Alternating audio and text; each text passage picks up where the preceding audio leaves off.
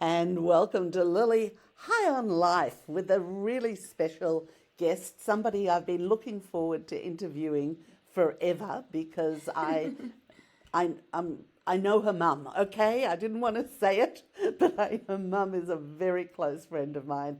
Love her dearly, and she's produced the most amazing, incredible daughter that I'm really, really excited to introduce you to today. Candy Hertz, thank you so much for being with me today. Lily, there is no one on the planet who could do a nicer introduction than you. That is so sweet. I'm sitting here with a little Cheshire cat grin on my face. That was so lovely. It's so nice to be in your home.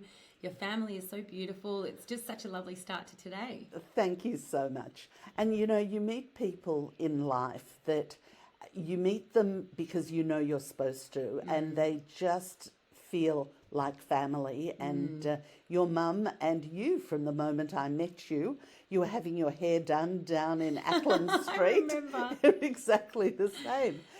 So, Candy, you really epitomise Lily High on Life. You're one of these people that is always smiling, that always has a positive attitude. So I'd just like to explore a little bit about what it is that gets you there. But first and foremost, you are doing some really exciting things in your life that you have created for yourself and that bless you each and every day. Tell us a little bit about what it is you do. Give us the PR pitch Oh first. gosh, Lily, you know what? I actually had to equip my parents with a few sentences because, you know, for my brother, it's so easy. They say to my parents, "Oh, what do your children do?" And they say, "Well, Mark, he's a lawyer." It's as simple as that. Candy, and they get a bit stuck. So I've now learnt the speech, and the speech goes like this: I have two professions. There, that's already the start to make it simpler. Okay. Profession that's easy to explain is I work in education, so I've been a university lecturer for a decade now. This is now my 11th year, and I teach a variety of stuff, but it's always been under the umbrella of marketing, communications, content, production, that kind of stuff. I also work a bit in that stuff, so social media, digital marketing, strategy, branding, etc. And that's one profession. It uses a lot of my intelligence, my studies, my education. And then my second profession uses all my heart and soul. And that's where I work as a presenter or a host or an MC. It has whatever title you want to give it. People call it different stuff. I've worked in radio as an announcer there as well. I do broadcast. I do things like a lot of live sports, so big stadium stuff at the MCG or at other sporting stadiums. And I also do things like, let's say, a red carpet or a community festival. So lots of different stuff.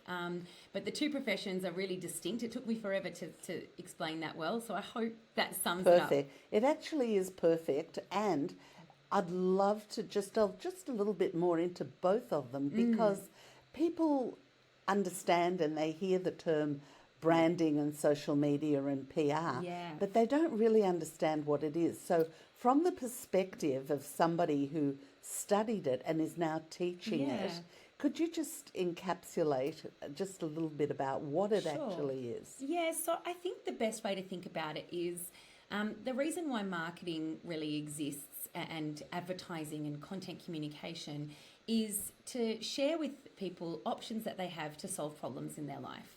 So if, for example, I'm hungry right now, I know that the solution could just be as simple as go to the supermarket, buy the first thing on the shelf, but it's nice that I have different information coming at me from different places that is suited to me, my lifestyle, my age group, my price range, and my desires. And that information is delivered to me in a variety of ways so that I'm enticed and excited to have something a bit more interesting if I'm hungry, for example. Excellent. Yeah, so I think really a lot of people have some very negative feelings towards content marketing, social media, all that kind of stuff, sponsored content. But I think if you think about it this way, if we didn't have different information being shared with us, then maybe when we go to the supermarket to get milk, we really do only have one milk. That's it. Yeah. That's your one choice. Would you want that? Probably not. So you need to know that there are options. And I'm a consummate consumer, so I love it. I don't mind getting targeted emails and everything. And perfect example, there's a new milk called Milk by Cow. And Mum and I saw an ad on television about this raw milk that's not from we went out and found it, and it was hard to find. Isn't but it so tracked it funny down. though? Like we are communicated funny stuff like that we possibly don't need, and our life would be fine without it. But I think advertising and marketing gives us the spice of life. So it shows us that we can have some variety. And if people do their job well, then it is really just targeted to the right person. When you are a brand, and we talk about branding and strategy, and this is really what I teach, the purpose of a brand does a really good job when they target people the right way. They actually know what's the right age group, what are their needs and wants, who is this person at their core, what's important to them, how much money do they have to spend, and when would be the right time and the right place to talk to them. And if businesses do their job well and brands do their job well, you shouldn't feel bombarded. And PR, public relations, Yep. how does that differ? It's completely different because it's not paid for media. So this is a very simple explanation. Of course, these just are simple. I actually teach in 2 different degrees, and both of those, they're entire degrees on this stuff. So I'm simplifying, but advertising content is paid for. So let's say you buy a spot on a TV show, you create an ad and you put it in that spot. PR is, I've got something I really want to share with you. It's a key message. It's something going on. It's either, let's say, for example, I'm launching something new, or I've done some great research and here's some good statistics. And then that information will be shared with media outlets, and then they choose if they want to write a story, do an article on it. So that's usually called earned media, like you earn it, Right. as opposed to paid for media. There's a lot more to it than that, but that's really in its simplest form. So you don't look like you are old enough to have worked anywhere for 10 years, but how did you get into the actual teaching of it? So interesting. I'd only been working in advertising for a couple of years. I was, to go back a few steps, I was just quite young for my year. So I finished school really young, and I was so eager and excited to get straight to uni and get on with my profession and my life. So I finished uni at 20. Wow. So I was really young, and I just got straight into my profession as well. I did travel and work a little bit, but not much. So I'd worked in advertising for 3 years, and I kept close connections with my university because I love education and I love studying. And I just put the thought to them. I was like, can I be involved in the faculty? And they said, actually, we're trying to be a bit more industry focused. You can teach a class called IMC, Integrated Marketing Communications, which is essentially advertising. And I started teaching at 27. So teaching, performing, kind of the same bailiwick? Do you know, it really is like it went on a level. And actually, it's only got a correlation because I'm a presenter, not an actor. And the key difference between presenting and acting is you're playing a character, you're learning a script, you're becoming something other than yourself.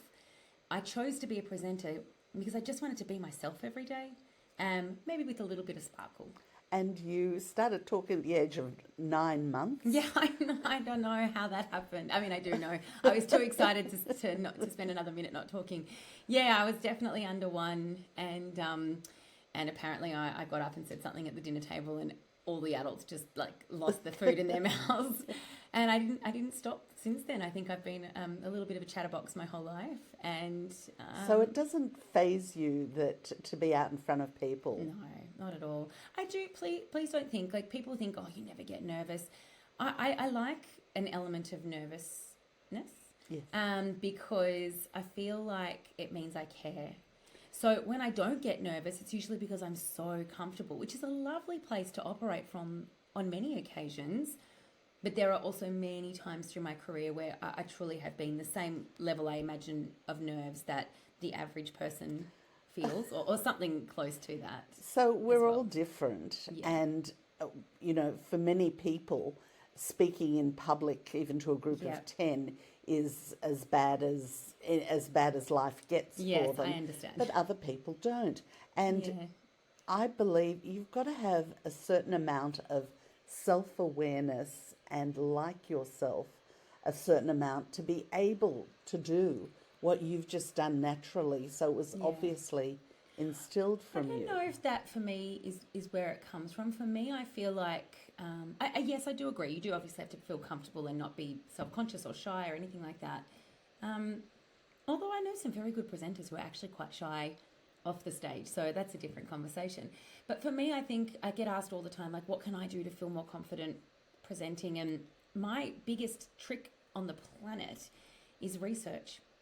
Because if I research, practice, research, know what I'm talking about before I turn up to do whatever that is, whether even if it's as simple as I'm emceeing, a corporate, let's say, launch, I research the company, I research the people in the company, I research the product that we're talking about, I look at their competitors as well. I actually do so much research. So when it comes to me presenting the information, it's just me talking. So, Candy, how much of a role does the concept of, oh, what will somebody else think of me, or what somebody else thinking about me, how much does that role does that play in your life generally, not just in presenting, but, and the reason I ask is because that really is what drives so many people. They care more about what somebody else thinks than what they think. I think there's a few levels to it, because on a very, very surface level, I would say I'm mostly okay with that stuff. When it comes to What do you mean mostly okay? Like, do you think about it? Yeah, I do, but I don't think it drives me, and I don't think it suffocates me either. But I do think when I reflect in the last little while on, for example, my social media platforms, I've moved my social media over the last few years into a very personal and private space. When it comes to my friends and family, I post stuff about them very sparingly. I post stuff about what I'm doing, and I of course highlight and cherish that. Oh, look at this brilliant stage I get to speak on today, and I'm so lucky. And I really do push the things that I'm doing professionally, but I do it because I want people to see that's what I do and to give me more work. So I use my social media platforms, which is the number one place where people worry what are people going to say, as my promotional tool, to be honest. So I don't really put myself in the position to be judged too much. And I also I don't know if I... Sounds like what you're saying is that you've got to focus on the goal that you want. Yes. And you don't let anything deter you from what your goal is and what your focus is. And other people are a distraction on what they think. In this industry, you will get yourself in a lot of trouble if you get yourself worried about what other people are saying, and even worse than that, where you'll get yourself in even bigger trouble, is if you worry about, oh, I got that gig, oh, I didn't get that gig, oh, I've lost this gig now, oh, look at the person who's now got the job instead of me, oh, they're better than me, they're prettier than me, they're smarter than me. If you go down that path, you will not survive. And what about the oh, they'll think I'm an idiot if I do this, or they'll think I'm stupid if I... Does that come into your brain at all? I don't take on that sort of work. So I think my values sit quite at the front of what I choose to engage with. And there's very rarely something I'll do. I've done a few silly things. I did something a few years ago where I was an MC for an activity at a shopping centre, and we were doing like a Japanese TV show, and I had to wear like a silly outfit. And yeah, for that, I think I'd be a little bit uncomfortable. This was quite some time ago. If someone walked past and they were like, oh, we can't take her seriously, look at what she's wearing and what she's doing. But I don't really take on anything that people would ever say, oh, what's she doing or what's she thinking. I do, however, have situations where I take on stuff that I don't know much about, and I am worried about that stuff. But again, I fall back on research. If you research and you know what you're doing, you at least look that way to other people. And quite frankly, that's more important. And what you started to say just a little bit earlier, where you do get nervous and you do get uptight, is that a lot of people just assume somebody who's as outgoing and out there as you doesn't have those moments of doubt, doesn't have those moments of sort of what am I doing here, doesn't have moments of depression or moments of feeling really bad. But the truth is, it's the amount of time that you give between the two. Absolutely. And I actually think something that a skill I've brought into my world that's helped me through all of those things is I just move through things quicker now. So if I do have those nervous moments, or even if I've done stuff where I've presented somewhere and I'm so upset with my performance or whatever, I give myself a moment to grieve it, because I'm allowed to feel, horrible about what I've just done. And then I just move on. I just do. And I think it's been a bit of self-training to get myself into that position. But yeah, there are times when I might have to call a friend just before I'm going to go live with something, and I just say, I'm so nervous, I just need to swear and stamp my feet and yell on the phone to someone to get that pent-up energy out. And then from the minute, I know this about nerves, and this is a tip I really can give people. Those nerves live with you, like in you, in every cell of your body when you're nervous for something, up until the moment you start. But the minute you open your mouth and you start, it dissipates. So if I can just get myself to that moment, usually then I can breathe afterwards and say, okay, I've made my way through this. And I borrow that learning for next time. I go, remember, Candy, you survived last time, you'll survive again this time. And so many people don't allow themselves the opportunity, but it's feel the fear, Yeah, you have to but feel do it anyway. Absolutely. And I never want to dismiss stuff. I don't like when people say things like, oh, you'll just get over it, or, it's fine, just push through. No, you need to feel it. Like, you can't dismiss it. It's there, and you need to acknowledge it, recognize it, have some plans in place for how to, calm yourself through it. For me as well, another thing I do on really nervous days is I turn up majorly early. Then I don't have the stress of driving in, parking, getting myself Great there. idea. I make sure I'm up really early. I have good breakfast. I've got myself an energy drink or whatever I need to pep me up a little bit. And then I'm just there early, and then it gives me a chance to have conversations with people. That calms me down again, and just practice. And there are so many directions I want to go in at the same time. So I'm just going to take a stab in one, and hopefully we'll have time to. But as we mentioned, your mother's a very, very special person on so many different levels. And I know that you have an extremely close relationship with her. And you've shared things, and I'm not even talking going into personal things that have happened in the family, although everybody has those. But you've gone on spiritual adventures and tours and things with her into areas where you really explore and discover not only the world but inside yourself as well. Could you talk a little bit about some of those insights? Because I know that some she's schlepped you on and others you've schlepped her on. No, it's usually her. She's the trendsetter. I usually am the plus one.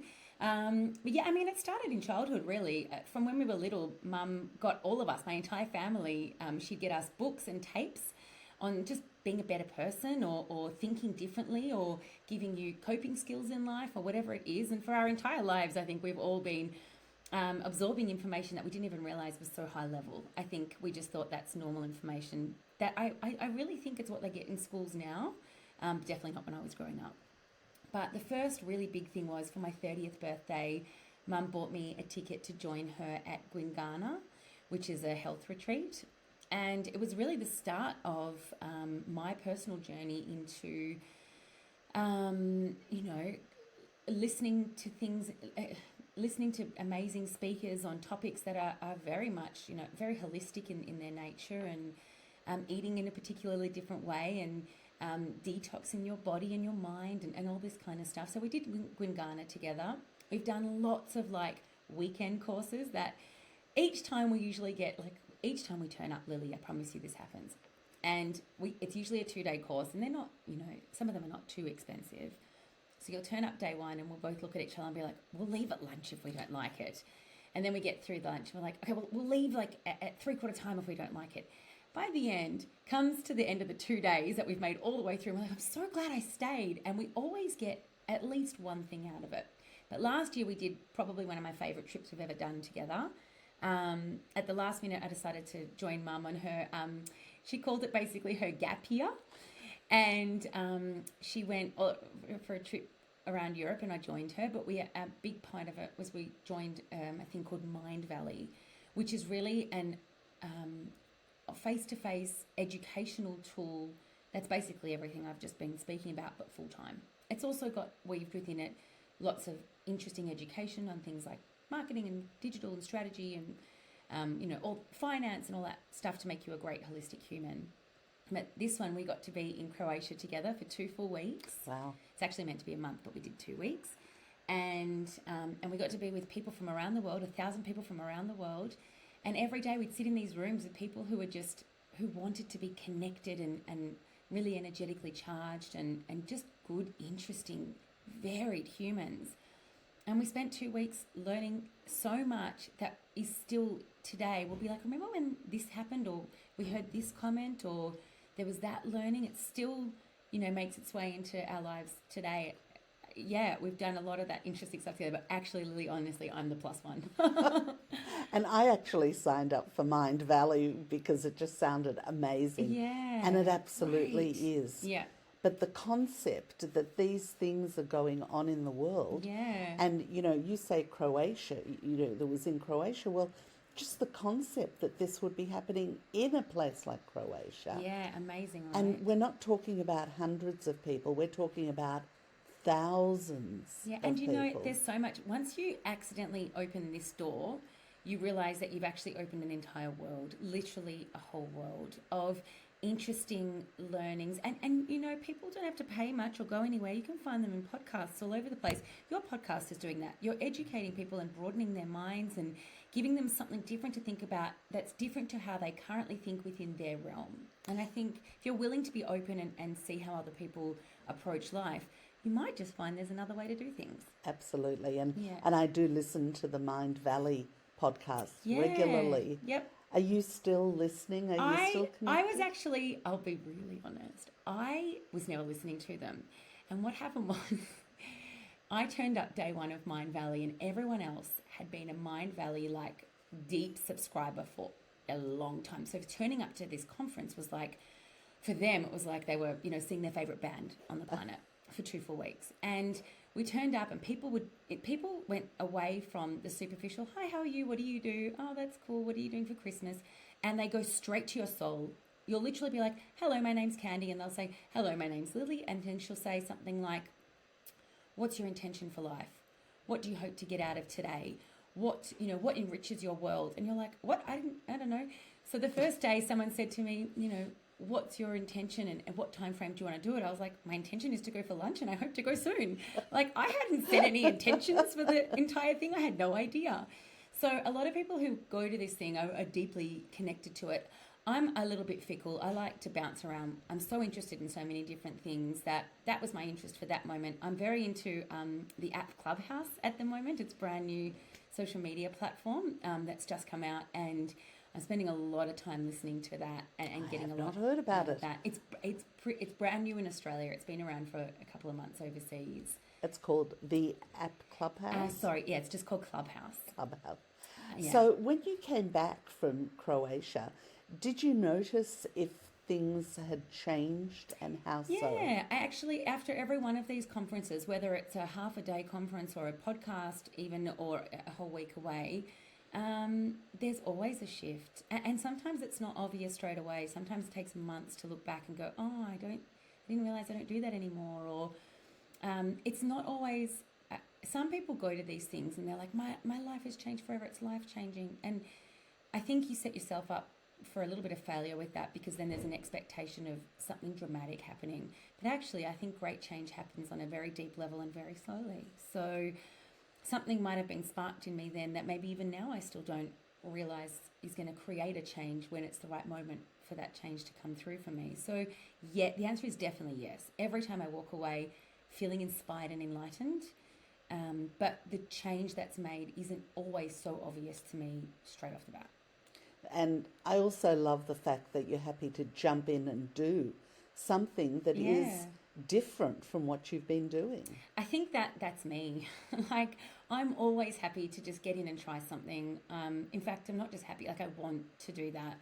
And not because I feel like some people operate from a constant place of, I need to be challenged all the time. I need to be somewhere different. I think I just like variety. I always have. So that just offers that joy to me. So let me ask you, whether it's in Australia or Croatia or any of these courses you've done, and I'm also asking this because you're with your mother on a lot of them, and so when you're with anybody, you don't socialise as much, you don't make as many other connections. Do you in fact connect with other people? Have you stayed in touch with people. Yeah, absolutely. For every single thing I've done, I've got at least one person that I still talk to. Absolutely. And Mum and I are social. So, and also Mum likes a lot of quiet time. So she can go have a quiet time and I'll go have my extra social time. Or when we're together, we're happy to connect with other people.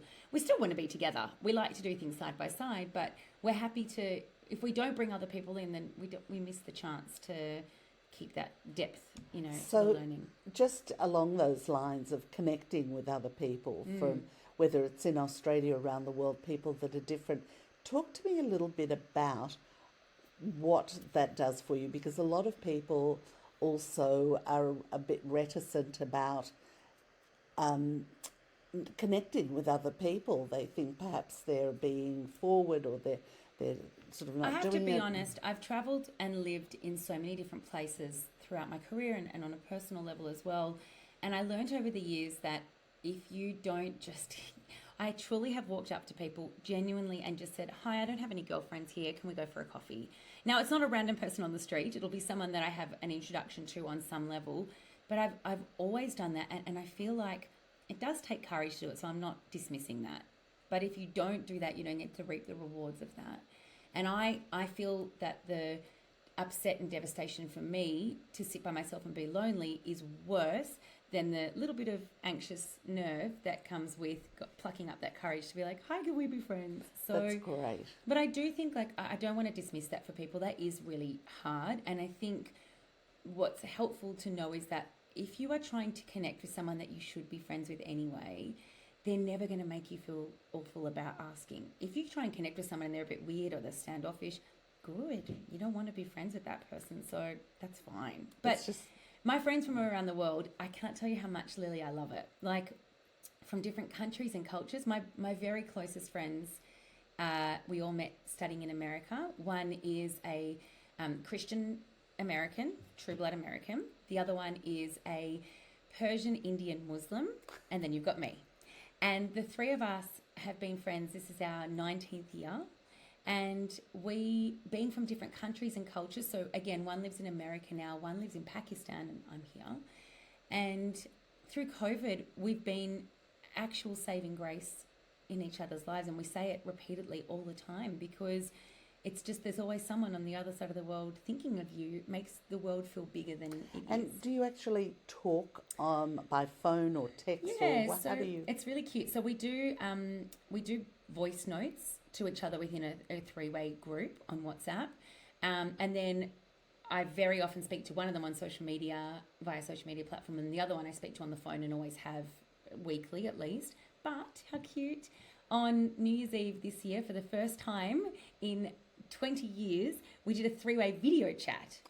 And Gorgeous. it was just, we just got to see each other and we all just got so teary and thought, we'd seen each other not too long ago because I did a trip to America and we were all there together face to face. But this was just like after the year it had been and what we'd been for each other, to see each other in different time zones and different places, that deep connectivity, like was nothing it beats Zoom that. or is... We just did it on, I think we did it on a WhatsApp call. Really? Yeah. WhatsApp has got video now too? And group There you chat go. too. Yeah.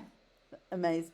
Yes, Yeah. got the group chat. So how old were you when you first went away by yourself?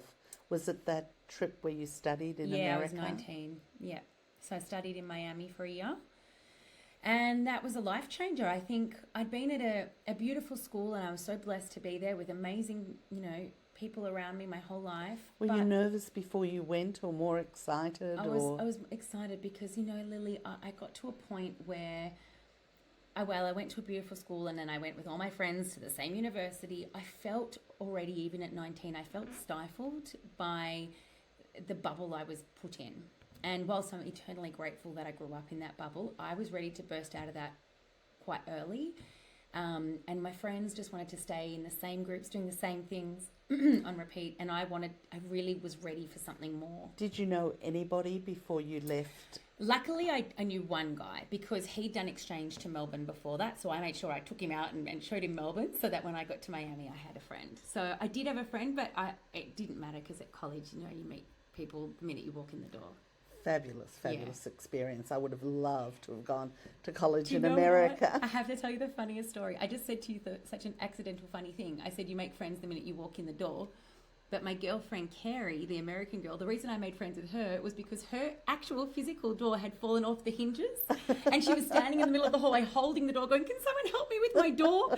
So actually, it wasn't that when we walk into a door, it's when you walk towards a door, I guess. And that's really funny. That is gorgeous. So, gosh, so much to talk about, so little time. Tell me about the first professional paid MC hosting job that you got and what that took. So the very first role I MC'd ever was this beautiful woman who I stayed friends with for a very long time afterwards, and I'm so sad to say passed away from breast cancer. But her name was Janetta, and she was a fashion designer, a really beautiful fashion designer. And it was her very first show, and she was so anxious because it was her first show, and I was so anxious. It was the first time I was MCing. And Mum and Gran came to support me, as they often do, and it was great. And I just went, oh, this is it. Like, I'd already worked out this was my profession when I did a course in TV presenting, very basic course. And truly, Lily, I stood in front of the camera day one and spoke, and in my soul, I just was like, okay, I'm here. Like, this is what you just knew. I knew it took one breath on camera. And then this first MC role was really a chance to start putting some of that into practice. How did it come about? How did you find it? I think it was just on a website. Okay. It had been advertised. It wasn't anything grand.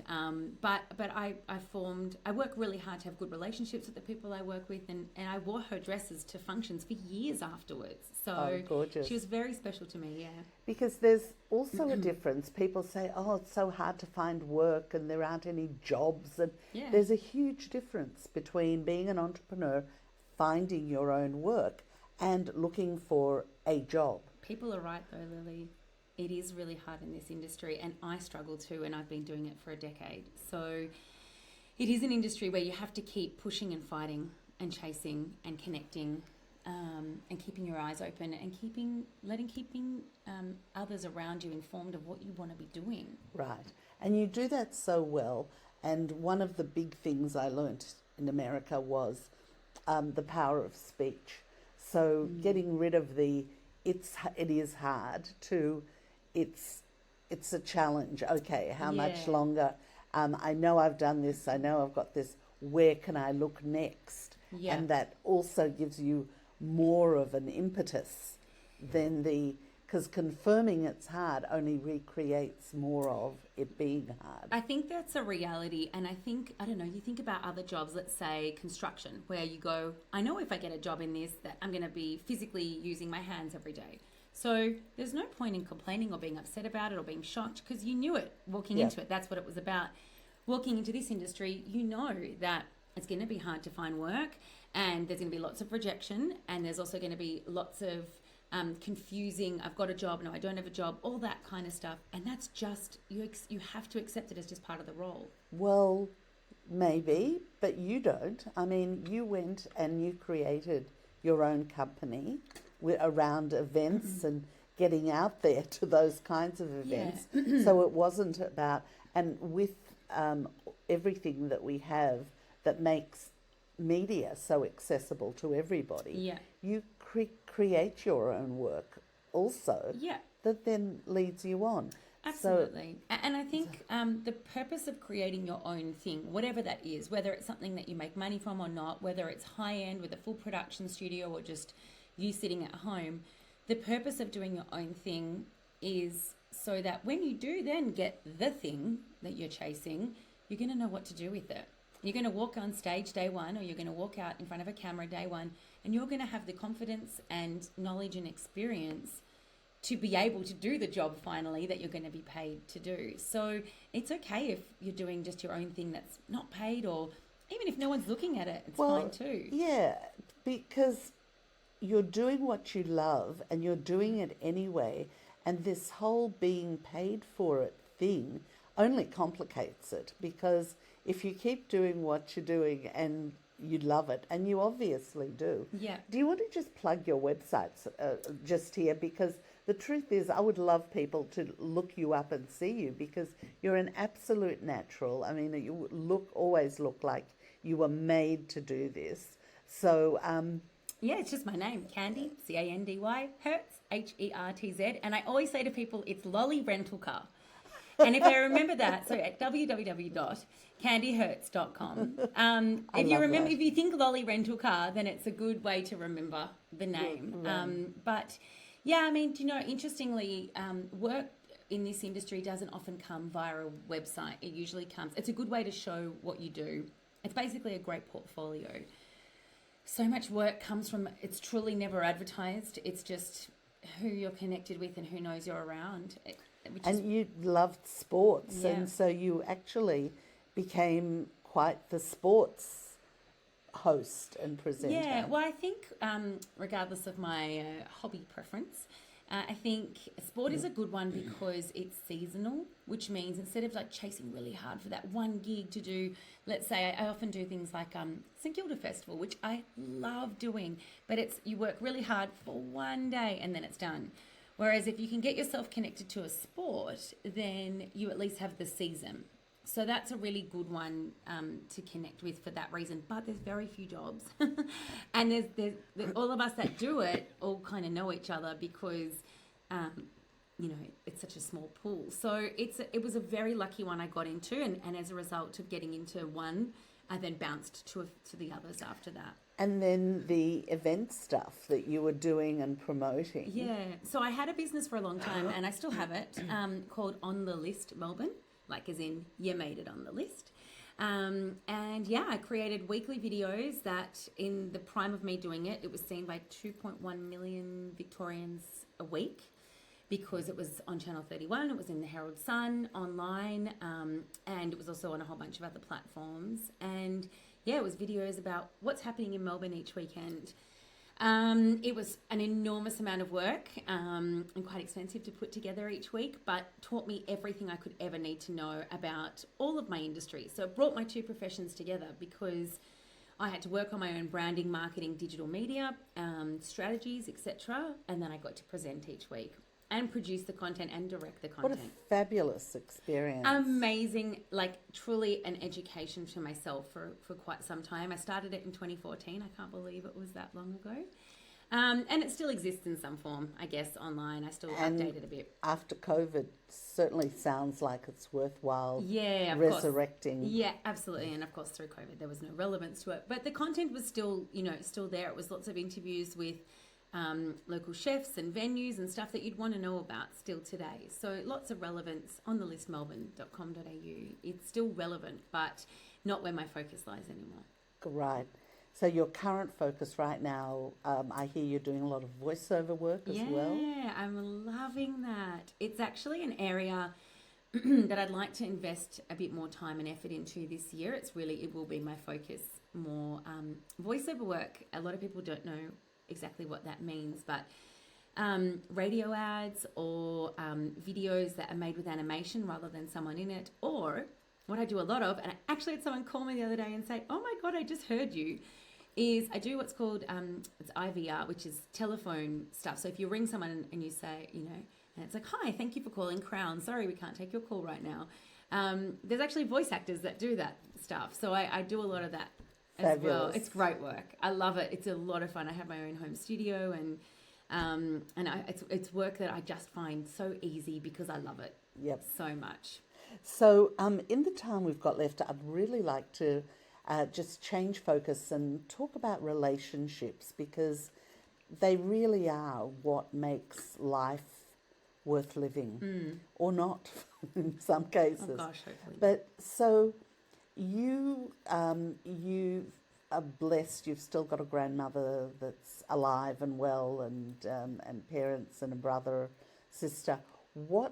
Tell me. Don't a give me a bit. sister. Sister-in-law. Sorry. Yes. No. Sister-in-law. Sorry, I do have a sister. In fact, I have almost two now. You're right. I'm so sorry, Mandy. And what I love about what I hear from your mother is the kindness and the love that permeates into those relationships, and it's really special because you don't take each other for granted. No, not at all. And when you do things for each other, you do really special things that are meaningful. So talk a little bit about how you feel and what those relationships have meant for you. Yeah, I think a lot of people, and please don't take this as me not saying I had a tough time, but a lot of people maybe didn't get a chance to use what I think COVID offered us, which was space and time.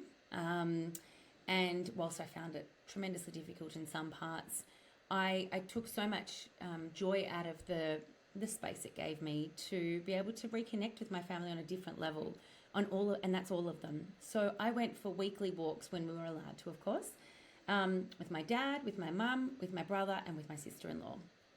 And the connectivity I got through those walks, the conversations that we had, the depth of which we spoke about stuff, when you're walking as opposed to sitting down and having a coffee, you feel like you can kind of talk about anything. So we kind of did just talk about everything. And the connectiveness that came out of that with all of them is a lifelong, I will cherish that forever. Like, it's a lifelong game changer for us. I think we've all always loved each other, but this helped us get to know each other a little bit more. So I think when we talk about,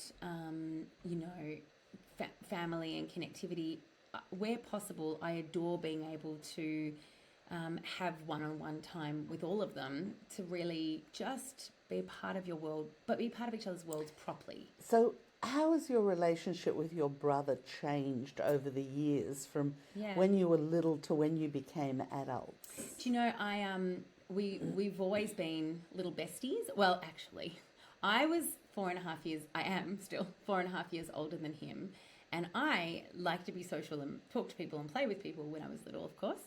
And I couldn't believe I had a built-in friend when Marky was born. So I would do whatever he wanted to do. He wants to play Lego, I will play Lego. He wants to play outside, I will play outside. He wants to sit by himself and read, I will sit next to him by myself and read. So I always adored him and still absolutely adore him now. As we grow up, it took us some time to find our feet as adults together. And I think he is the most magical wife who I love with all my heart as well. And I think having another female in his life, who, we're actually quite similar, has helped him see me through some different eyes as well. I think it's hard for people who grew up as kids together. I don't know about other people, but especially with such a big age gap, because it's not like we really went to school together. Even when he was in year 7, I was in year 12, and then we were done.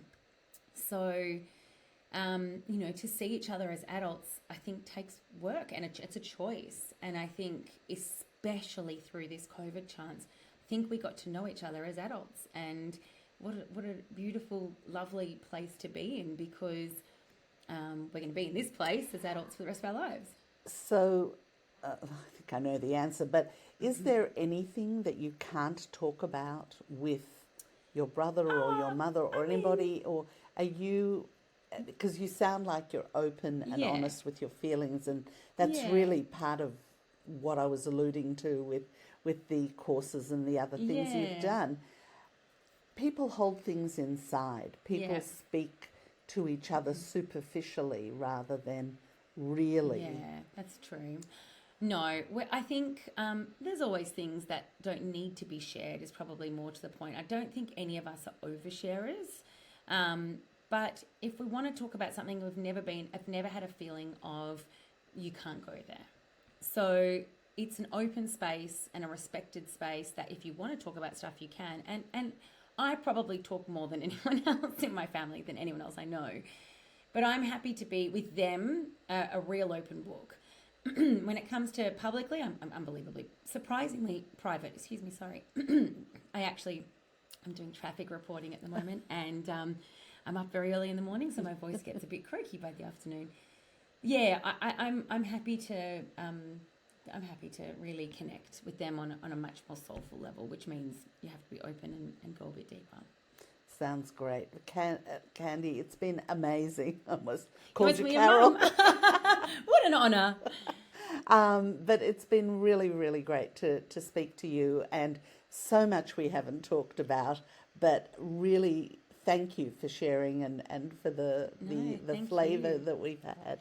Do you know, Lily, it's so nice. It's not until someone asks you a question in this format that sometimes it helps you get to know yourself a bit better, and, you surprise yourself with what you're thinking on something too. So until you get to have rich conversations like this, I think we can get caught up in superficial conversations instead by accident. Yes, and a lot of this, Lily High on Life, is actually about people hearing about other people so they can reflect on their Yeah. own lives, not change them. Most people have really rich lives that they don't realize or appreciate.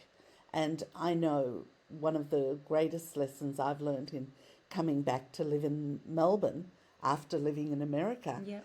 is to appreciate the reality of what's real, which is relationships and family. Absolutely. And if nothing else, you didn't learn that through COVID, what were you doing? Honestly. Yeah. That was such a great chance to just reconnect on a soul level with what the basics are, and that's just family, really, and relationships in general. Friends. And not be afraid to go into emotional places, because it really does enrich your life and everybody else's as Couldn't well. agree more. Really. Thank you so much. I know you were about to thank me, but I want to say thank you. I got so much out of today. Really, I did. Thank you, I'm Lily. so glad and really enjoyed it, and looking forward to seeing both you and your mum again really soon. Maybe not when I'm at the hairdresser again.